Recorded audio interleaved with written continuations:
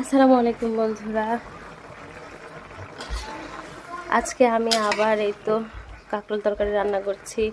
আমরা তো এগুলোকে আঁকড়ি বলে থাকি, নোয়াখালীতে দেখি সবাই আঁকড়ি বলে এগুলোকে। তো আমার শাশুড়িরাও সবাই আঁকড়ি বলে। তো আঁকড়ি তরকারি খেয়ে আসলে এত মজা পেয়েছে সবাই, তো এরপর থেকে বাজারের থেকে শুধু এই আঁকড়ি নিয়ে দেয়। এই তো গতকালের ঠিক আগের দিন হয়তো বা রান্না করছি, এই যে আজকে আবার রান্না করছি, বাজার থেকে নিয়ে দিছে। তো আজকে শুক্রবার, সবাইকে বলে রাখি জুম্মা মুবারক। তো এদিকে তরকারি রান্নাটা আমার শেষ।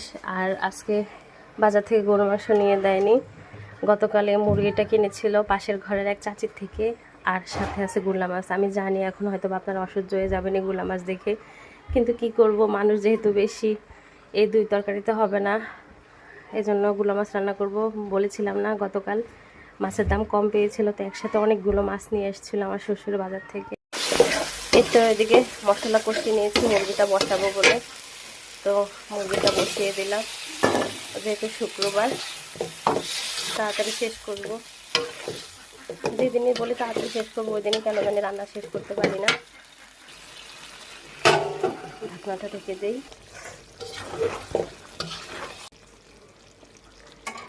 অনেকক্ষণ বসাচ্ছি, এখন জালটা একটু কমাই দিচ্ছি, মুরগির আস্তে আস্তে সিদ্ধ হতে থাক। অনেকক্ষণ কষাতে কষাতে মুরগি এখন একদম ঝোল শুকিয়ে গেছে। আর এদিকে এই তো আলু কাটছি, প্রথমে ভাবছিলাম আলু দিয়ে রান্না করবো না, এক্সট্রা শুধু মুরগি রান্না করব। তো এখন আলুগুলো দিয়ে দিব, আলু সহ এখন মুরগিটাকে আরও ভালো করে কষিয়ে নেব।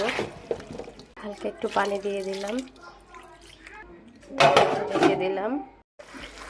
মুরগির সাথে আলুটা অনেকক্ষণ কষেছি। আর এই তো বন্ধুরা আপনাদেরকে দেখিয়ে দিই, একটা আলু কিন্তু সিদ্ধ হয়ে গেছে, এই যে। তো এখন ঝোল দিয়ে দিব। আমি কষানোর ভিতরে সবসময় আলু সিদ্ধ করে থাকি, তাহলে তরকারি কিন্তু বেশি মজা হয়। তো এই তো ঝোল দিয়ে দিলাম, এখন ভালো করে হোক। এদিকে বাজার থেকে দেখুন ছোট ছোট করলা, কাঁচামরিচ, আর সাথে নাচের শাক লয়ে দিচ্ছে, মানে পাটের শাক। পাটের শাক আবার ভাজি করব। আমার শাশুড়ি আর শ্বশুর মিলে পাটের শাক করতেছে, তো ওটা না দেখালাম। তো এদিকে কিন্তু মুরগিটা অলরেডি হয়ে আসছে, এখন নামিয়ে নিব। তো এরকম মুরগির পাতলা ঝোল কিন্তু খেতে ভালো লাগে, সাথে আলু থাকলে তার কথা নেই। তো আজকে গরু মাংস রান্না করিনি, মুরগি রান্না করলাম। মুরগি রান্না শেষ, একটা পাতিলে ঢেলে নিলাম। এদিকে পাটের শাকগুলো খুঁটে সুন্দর করে ধুয়ে আনছে, তো এখন এগুলোই বসায় দেবো। দেরি হয়ে গেছে, মসজিদে ওয়াজ শুরু হয়ে গেছে, কখন আবার নামাজ পড়ে সবাই চলে